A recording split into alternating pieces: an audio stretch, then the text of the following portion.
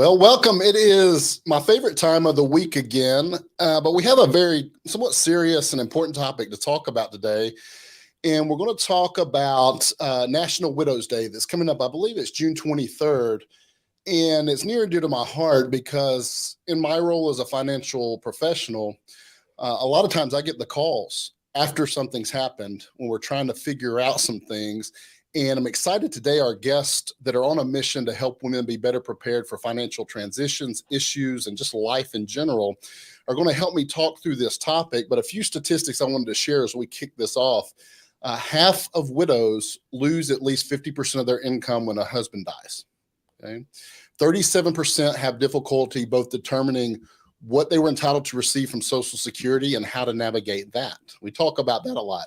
26% have difficulty locating bank accounts and investments and obtaining access after their spouses died. And 26% of widows whose husbands were responsible for financial planning had to move to less expensive housing as a result of their spouse's death. And on top of that, to compound this, the 80% of women are alone the final years of their life. And a lot of times it's for 15 to 20 years.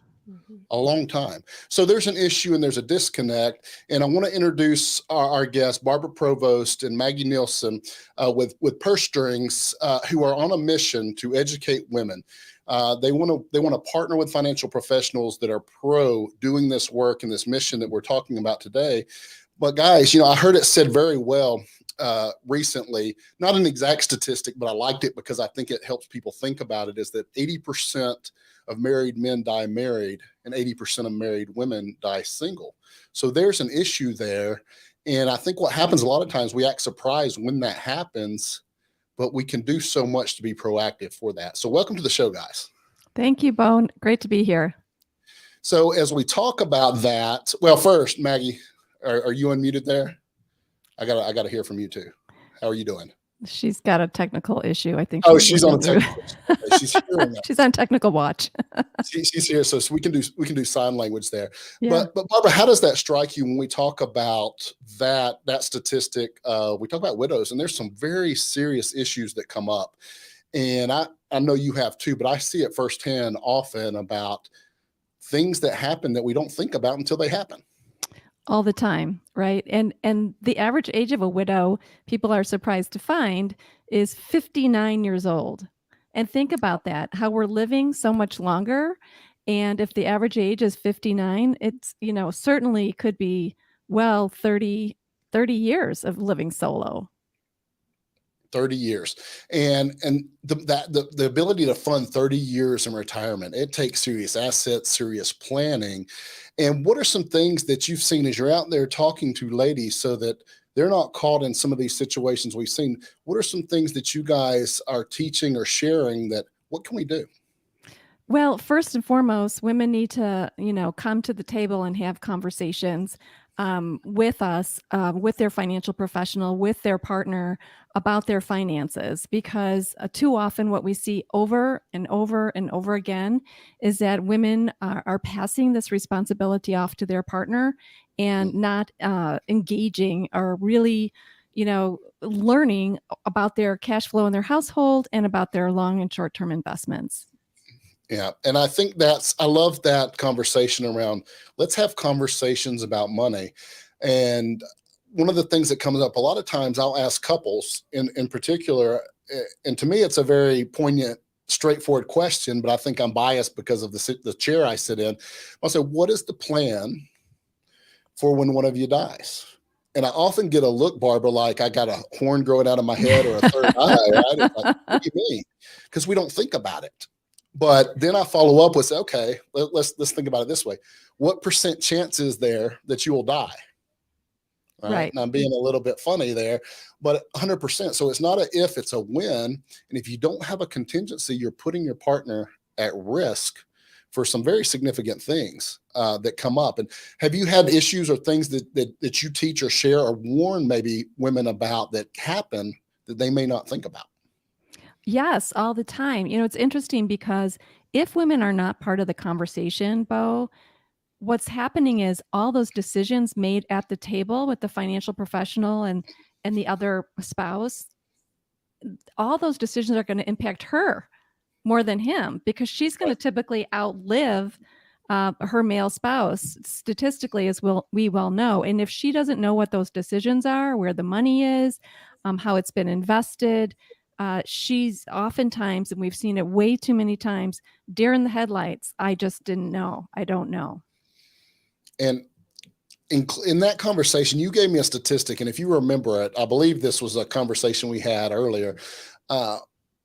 Isn't there a large percentage of women that actually leave the family finance or the married financial advisor when a divorce or death happens?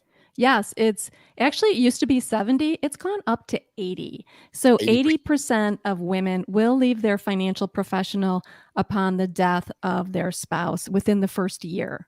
And the reason for that, of course, is because she's never been engaged. She was never felt invited to the conversation. Oftentimes, they feel dismissed because the professional dealt so much with the man that when she comes in and needs some help, she's felt very still dismissed by the financial advisor. So typically, she'll go find someone who she can best relate with and who will answer her questions and who she can feel more comfortable with. So to the financial advisors, and I know I have a lot of friends and colleagues that tune in and check out what we're doing here, pay attention to this. If you're not addressing the whole household, and especially if you're not addressing the women in the relationship, you're going to lose that business. You absolutely 80%. Will. Yeah. And yeah, it's such an easy thing to do too, because at the end of the day, you'll probably eventually lose that business anyway if you don't have that connection with the female in the household. In a lot of cases. Absolutely, you will. So a lot of things to think about there. So that's a warning, and part of Barbara's work is it's not just women having more tools and resources. I think, and correct me if I'm wrong, Barbara, but it's also my profession throwing. I want to throw my profession under the bus for a second. We've done a poor job adequately addressing these needs and concerns, because the old model, which seems to me like it should be 100-year-old model at this point, addresses the male is the head of the household handling the finance. But I can tell you there's a disconnect if we're still treating it that way. I can tell you what I've seen firsthand with thousands of face-to-face interactions. More and more women are controlling the finances in the household, or women are making the money in the household. Right?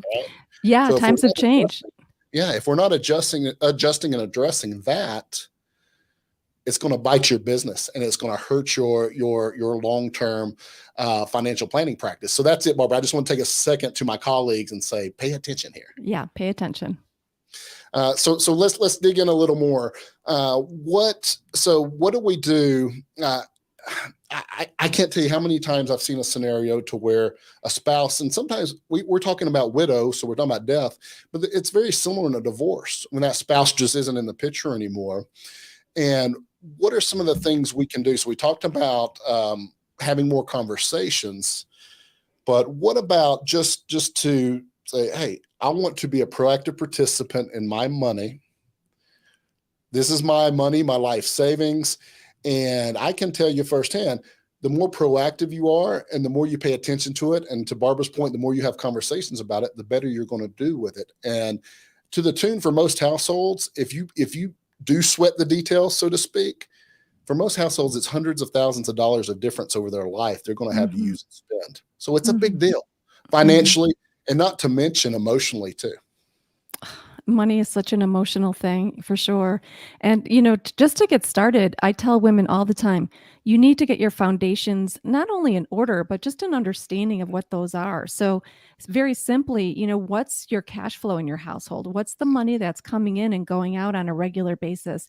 That's, I think, the best place to start, because that will tell you, that gives you kind of it opens your eyes to how you're spending your money, what's coming in, what are you earning, what other income is coming your way, but then how is it flowing out, and what kind of balance is there or isn't there. And right then and there, you'll have a really solid foundation of where you're spending your money, where you're investing your money, where else you might be investing some money, and if you're coming up short. Because this whole cash flow thing, and this about retirement, you need to figure out what are we living on today and what are we going to be living on when we're retired and there's no income from like a payroll or paycheck coming in. Yeah, and I think that conversations around clarity, right? Every conversation I ever have around money is just clarity. Where are we? I think there's such a tendency for us to procrastinate or put off because maybe I'm not where I want to be, or maybe it's going to be a little painful to learn something or address something I never had. But Barbara, across the board, when I see people gain clarity, even if it's not what we want it to be, when you know where you are, then you know you're empowered to know how to address it to move to where you want to be. So if I could encourage anything, it's and we'll talk about classes or courses or things to help with this, because some people are saying that sounds great, but where do I even start or where do I go? And I know we have some answers there, but clarity is the antidote for fear and anxiety, I find.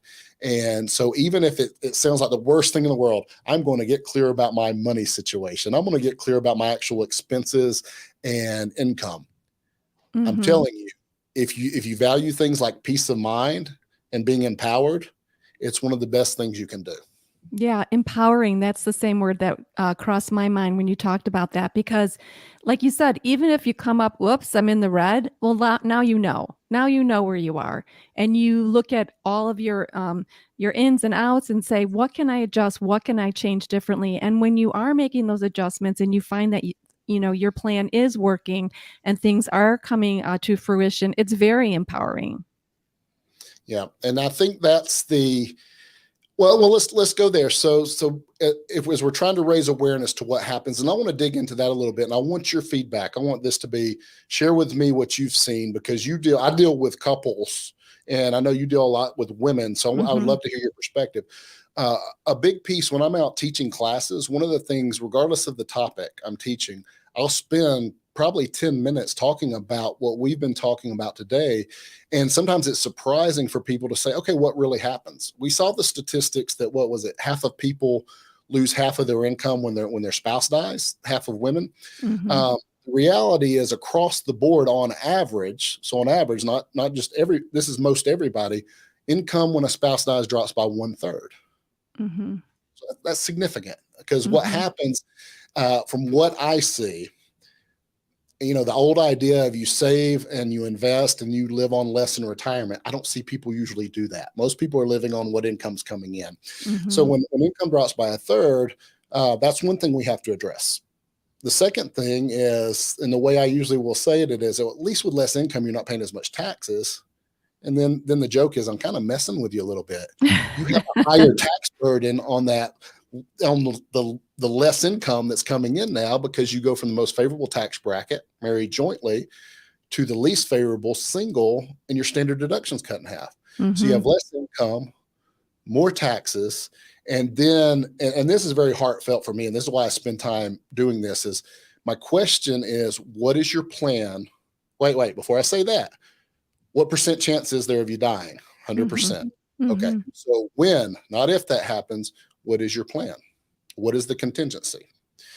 And regardless of the topic we're talking about, I say this might be our biggest takeaway today, is if you're looking at me like I have the third eyeball or the horn that we talked about, that's normal because people don't think about it.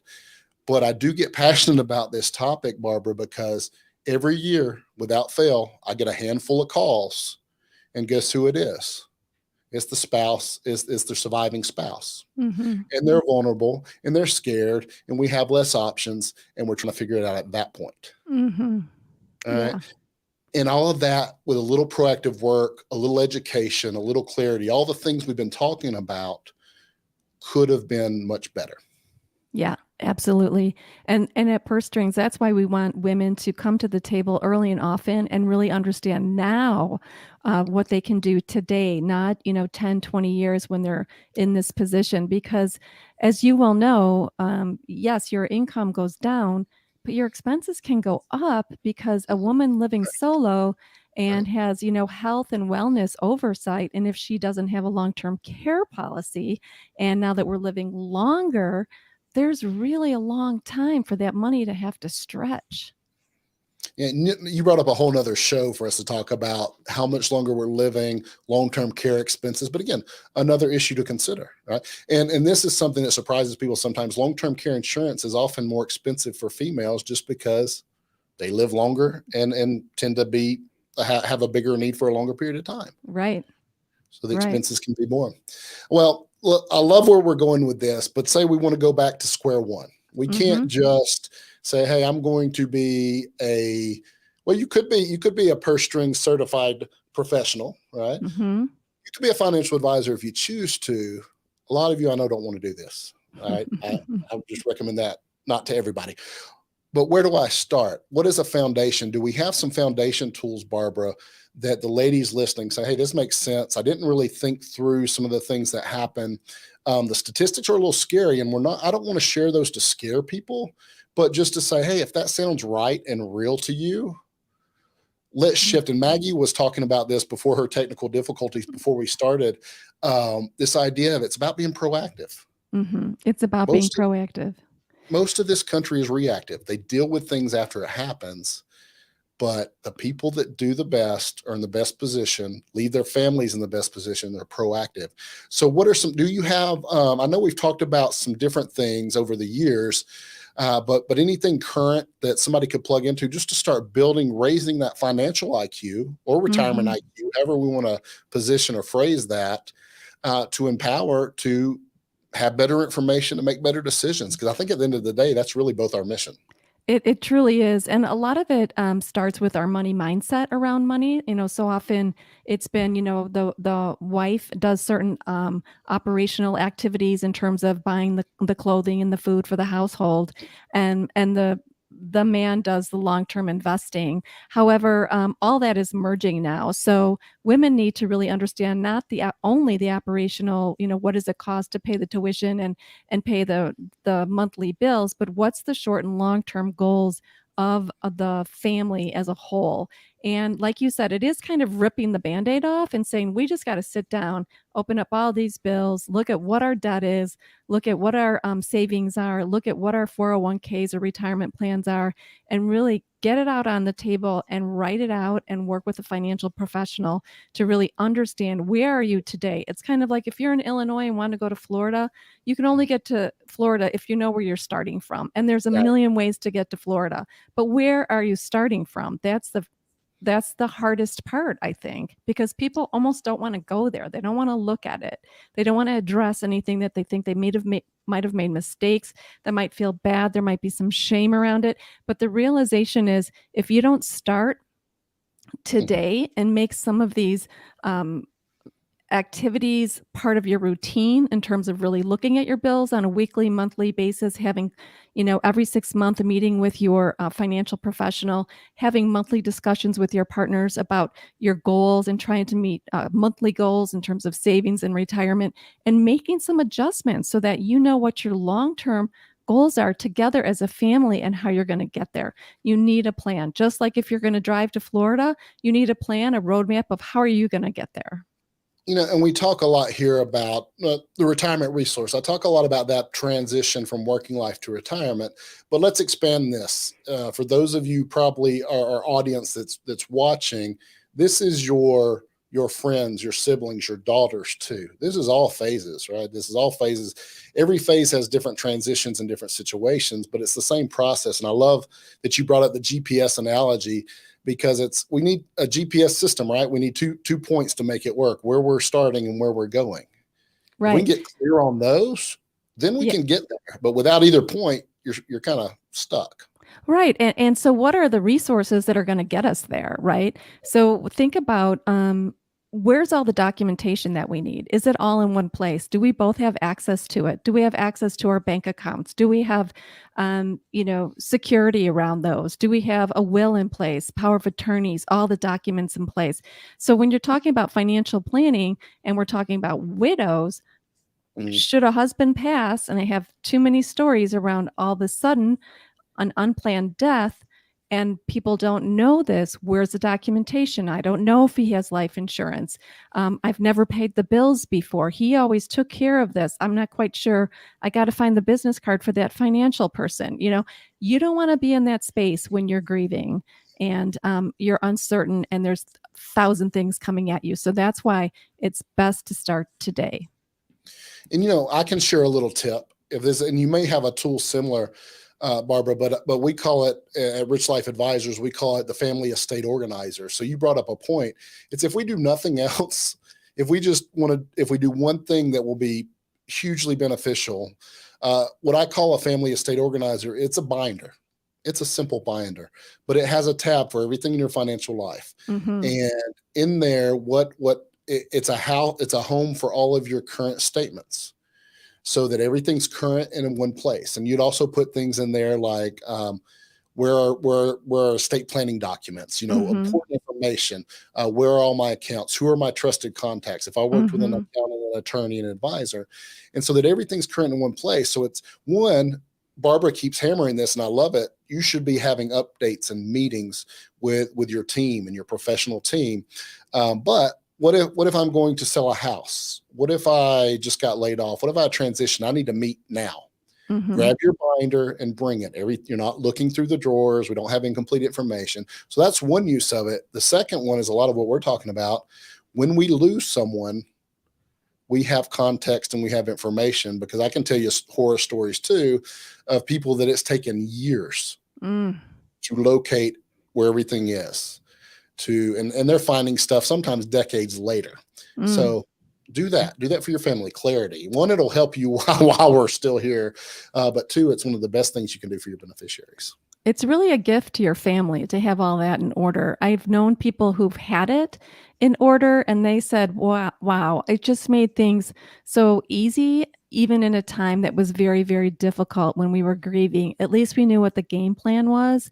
We knew who the resources were that we needed to go to, and we knew what we needed to do next. And then I've met people who had nothing, and they were scrambling through, desk drawers looking for paperwork to see if there was a life insurance policy. And nobody wants to be caught in that situation. We always Right. say planning and life insurance is a love letter to your family, having it all zipped up and ready to go. And sometimes these things we're talking about, they're things you just don't. Who says, you know what I'd love to do this weekend on my time off? I'd like to talk about life insurance and planning for my life. Right?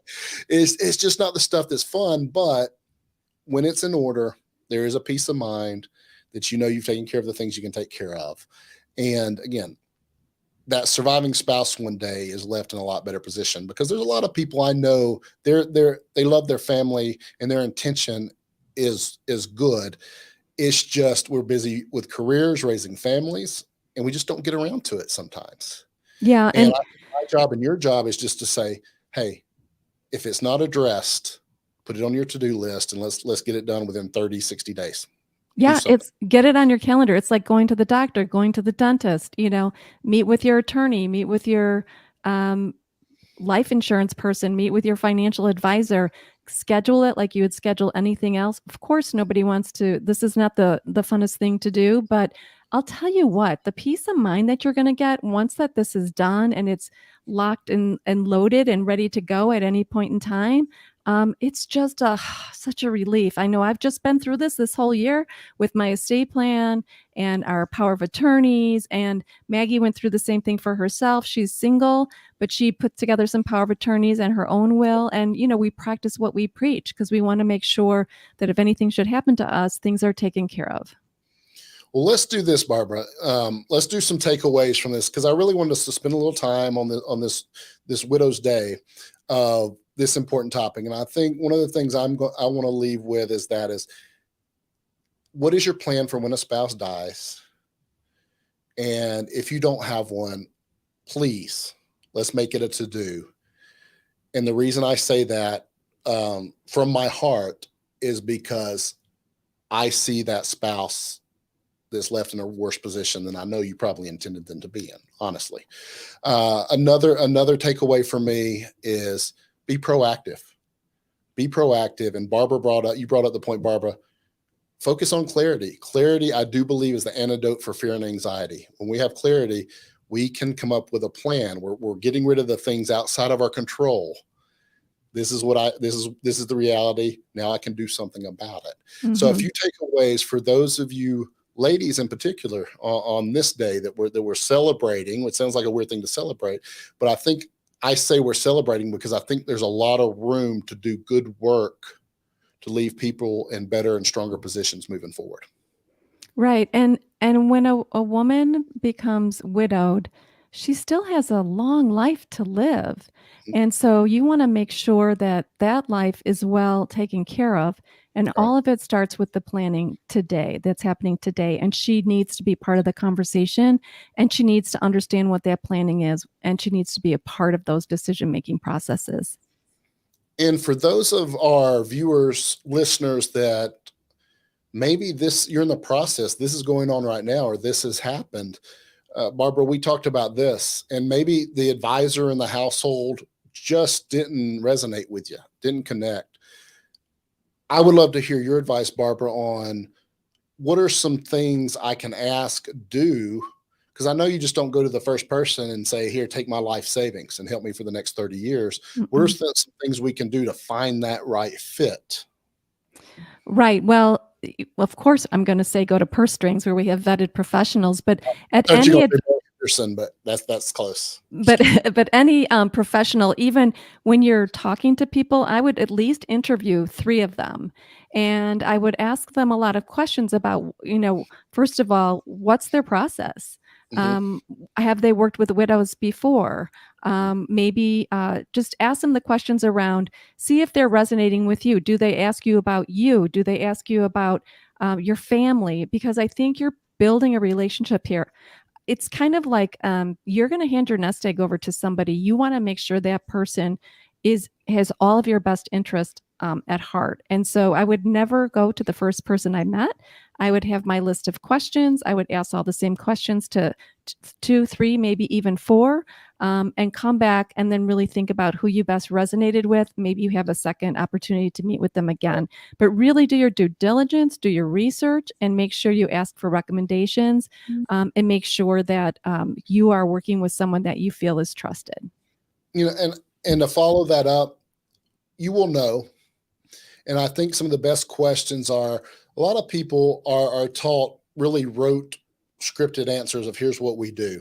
Has it what if you're in a transition of a divorce, has this person helped somebody through a divorce? If Hmm. it's a death of a spouse, is that something they do? Are they addressing how you maximize Social Security, your long-term plan? So yeah, one, there's a competency component, and then probably just once you know they're competent and can help you, then it's that who do I feel, who do I trust? Hmm. And I think women more so than men, they kind of intuitively kind of have that skill anyway. So I'm with you. So one of the things we're speaking of, Barbara, your mission, I want to spend some time now talking about purse strings, and you're not just out here educating, teaching, you're doing some legacy too. And speaking of legacy, let me bring back in Maggie. Oh, Hi, hey Maggie. there. There she is. So we made her back in. So let's shift now, and I'd love to spend a few minutes talking about the mission of purse strings and just why it started. And I know it's evolved just since I've known you guys and where Hmm. it's going. Sure. Do you want to start, Max? Um, I'll let you start since you're the founder and Okay. you have the expertise. Okay, so yeah, Maggie, in full transparency, is my daughter. So she says, I'm living with the expert. So when I was a consultant in the industry, I could see where women were an overlooked market, and I went through divorce, met other women who were feeling very vulnerable around divorce, and the pain of walking away with less money and feeling very vulnerable around that. And so with Maggie, I said, I have an idea. And she took my very first notes on this concept of really providing women what they need to make good financial decisions for themselves. But also, the other side of the model is ensuring women have financial professionals who really want to work with the female market. So Maggie was in high school at the time, and in my scribe with all my research and data and focus groups. And so now that she's got her MBA, she's my business partner, and together we are building purse strings. Maggie would focus on, well, tell them your focus, Maggie.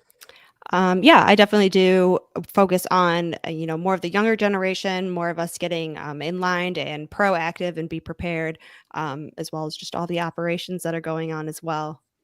Yeah. So she's looking at the high potential earnings of college graduates, and I'm looking at more of the transition of women through divorce, widowhood, retirement. So we're really capturing a wide net and really helping women along their whole financial journey. The whole spectrum. I love that. And I love, Maggie, that you're coming in, starting here. And Barbara, you can take people all the way through. One of the things that I'd love for you to speak to is that it's one thing to educate who the demographic we're talking about. But I think what's so powerful is you guys do a lot of work educating the professionals that serve or desire to serve this market. So can you talk a little bit about how that works? Yeah, there's, as you well know, the financial industry and all the data will say they're the least sympathetic to women. They've really overlooked this market, and the model, as you well said at the beginning of the show, really has not changed. And yet the world's changed around it, right? Um, Dramatically. yeah, with divorce, with same-sex marriage, with women being more breadwinners, there's so much that's happening in the world, and the financial industry has been slow to change. So what we are doing is women don't trust the industry. They've been overlooked and dismissed. So we're providing them the education they need to feel confident and competent to make the right decisions. And then we look for those financial professionals who really want to serve women and really promote them out. Very good. And give them the tools. That's what I love. The data you gave me personally was so helpful in saying, wow, I didn't realize the disconnect here. And sometimes I think the industry's slow to move because there's just a lack of awareness of that disconnect. We need that feedback that you're uncovering and sharing. So very powerful. Well, so here's my next thing. If somebody's watching and you can tell me who needs to go here. The website I already have up. It's pursestrings.co. Are we looking mainly for women looking for education information or these professionals that want to serve this, or both? I would definitely say we're always looking for both. If you go to our Mhm. site, you'll see, there's all these squares. You can click on where you're going and really get the directory of our professionals. So if you are a woman looking for a professional to work with, you could go right there. But otherwise, you could reach out to Barb and I Mhm. and schedule a call if you are thinking, I really work with the female market. I love helping them. I work in financial services. We can definitely work on making you a purse strings approved professional. Got it. Well, and one last thing as we're talking through that. So again, I'm putting myself in the seat of the person, the lady going through life and some of these transitions. What is some of the training provided? I know because I've actually got to peek behind the curtain some. But what is some of the training that you provide? So if I'm reaching out to a purse strings approved professional, what am I going to get there?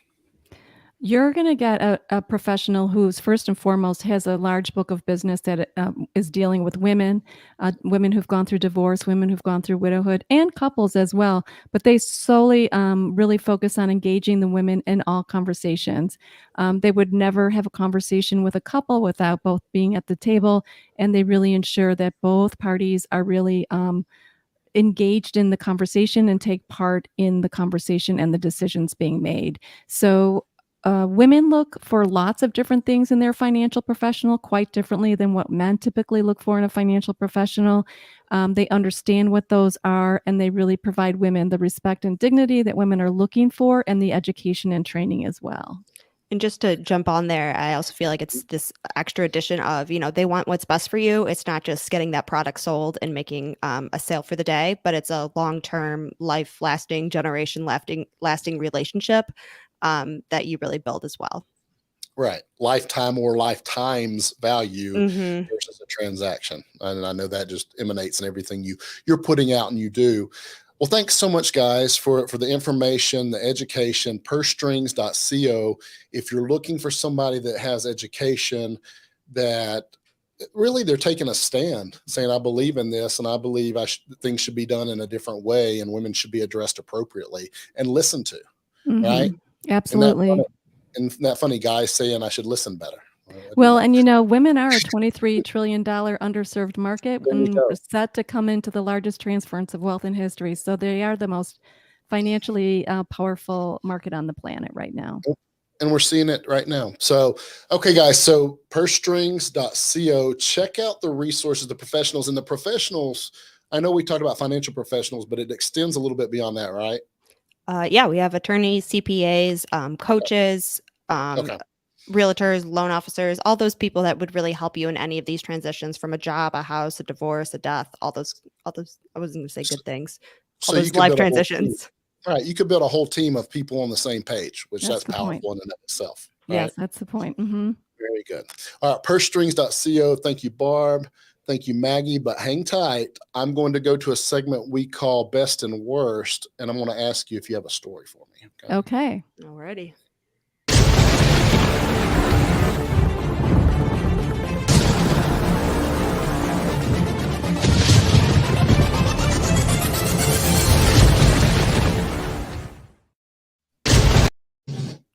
Ooh, I just love the drama of that. I know. So the whole idea of that segment, we started doing that because we realized there was a couple things that we started getting a lot of. And it was either people saying, hey, I took this trip around the world and did this Mediterranean cruise, or took my grandkids to do this experience. And those were things, maybe good ideas or things to aspire to or that might motivate us. And then also on the other side, we'd hear, hey, here's something I really messed up. Or here's something I saw a scenario where somebody didn't do this and it was a big issue or deal. So on that side of things, it's maybe a valuable lesson we can bring to the table. I don't know which is more valuable, but I think there's room for both. So my question today is, do you have a best or a worst that you'd like to share when it comes to the work you guys do? Well, with the focus on widows, I would say here's a best story, if it could Good. be best. But I had actually a dear friend of mine who lost her husband just in a blink of an eye. He was playing football and went for a touchdown, and then he fell down into the end zone, and they were all like cheering. And the ultimate concern was he wasn't getting up, so he had a massive heart attack, and he was young. Left my friend with 4 young children. Um, but I will tell you that her husband and she together bought a lot of life insurance because he had lost his mother when he was young, and he knew the pain of not having life insurance, and it was important for him. And she was able to give him a beautiful service and put all of her children all the way through college without any concerns. So that was consistent and ongoing planning and future visioning for what they wanted for their family in the event anything should happen. And that was a story that was like the best of a worst situation ever. I like that. You combine that. And you're right. I think when you said that life insurance and planning can be a love letter to you, it's one of the most underutilized tools, right? That we could use. And the fact that it sounds like she can now pick up and live life, Absolutely. completely start over like you're starting a career at 20 years old, right? I mean, so great story. Thanks for the information. Again, let me put the website back up there one more time. And as far as while I'm doing that, any parting words as far as where we're going? I've seen you evolve and grow a lot just since I've known you guys and you've been doing this work. But any next steps or anything we should be watching out for? Because as soon as you do something new, I'm going to have you come back on the show and talk about it. So you can go ahead and tease us with it if you want to. Well, we do have a new podcast that we started this year. Very good. It's Tell me about called Women in Money, the shit we don't talk about. that. I love it. And you know why that is because we need to start talking about all of this money conversations. We need to talk about all of it. So we cover very important topics so that women are not caught off guard or caught with deer in the headlights and wondering what to do next. We want all women to be prepared. I love it. And they can find that. Just Google. Yeah, it's on Women. all streaming services. Women and Money, the shit we don't talk about. You'll see a nice picture of me and Barb. So no, it's a really fun podcast, and I've already learned just so much, and there's such a diverse amount of topics in there, which is also really interesting. You have to check it out. You know what I love about that, guys? As opposed to just telling people they should have conversations, you're having conversations. right? You're Absolutely. facilitating exactly what you're practicing, what you're preaching. Again, guys, always have fun talking. I appreciate the mission, believe in what you're doing. You're part of the brain trust of the Rich Life Show, or the retirement resource extension of that. And thank you so much. I look forward to seeing you soon. And for all you watching, thanks so much. I hope this was a powerful, impactful show. And for the ladies out there, for those of you that have ladies you care about, we can do better. Yes. And there's work we can do. And I'll see you next week, same time, same place, right here on the Retirement Resource.